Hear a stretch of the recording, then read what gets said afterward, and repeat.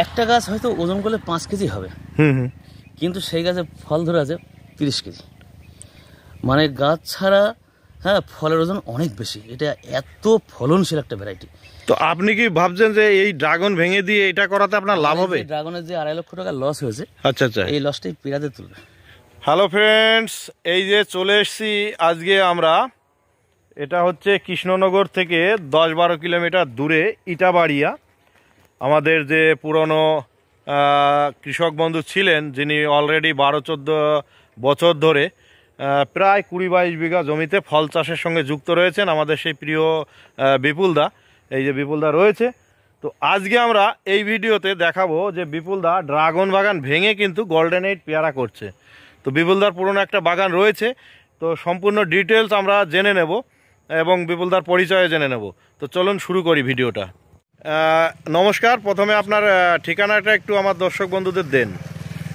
আমার নাম বিপুল বিশ্বাস। আচ্ছা আচ্ছা, পোস্ট ইটাবাড়িয়া। ফোন নম্বরটা একটু বলবেন। হাঁসখালি, জেলা নদিয়া। ফোন নম্বরটা একটু বলে দেবেন, কারণ ফোন নম্বরটা প্রয়োজন। আমার ফোন নম্বর হচ্ছে 9800441016। তো আমরা আজকে এই যে আপনার এই বাগানে দেখতে পাচ্ছি, আমি গতবার এসেছিলাম, এখানে ড্রাগন ছিল।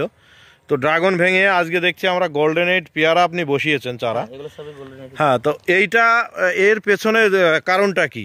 হঠাৎ করে ড্রাগন বাগান ভেঙে দিয়ে গোল্ডেন 8 পেয়ারা করছেন?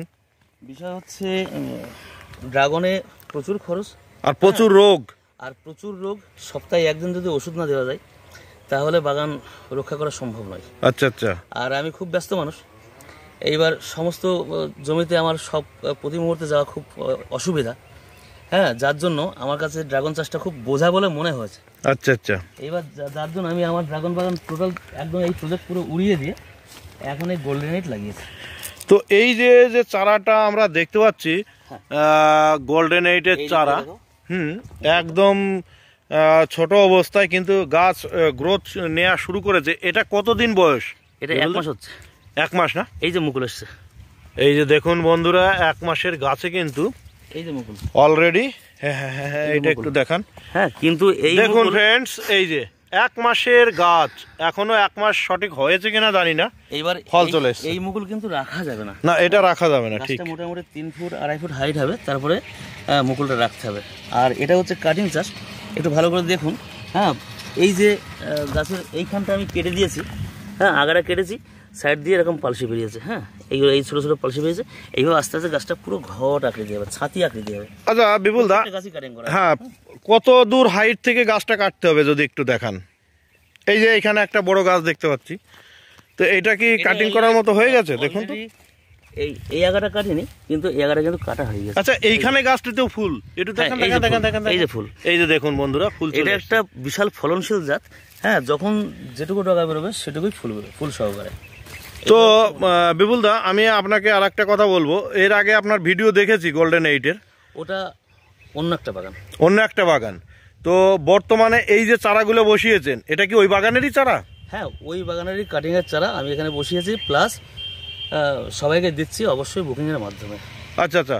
তো পেছনে আমি দেখতে পাচ্ছি যে কাঁঠালের চারা বসানো রয়েছে। হ্যাঁ, ওগুলো একটা অর্ডার আছে 4000, ওটা বড় প্যাকেটে তাকে 3 ফুট হাইট করে দিতে হবে, রেটও বেশি দেবে বলেছে।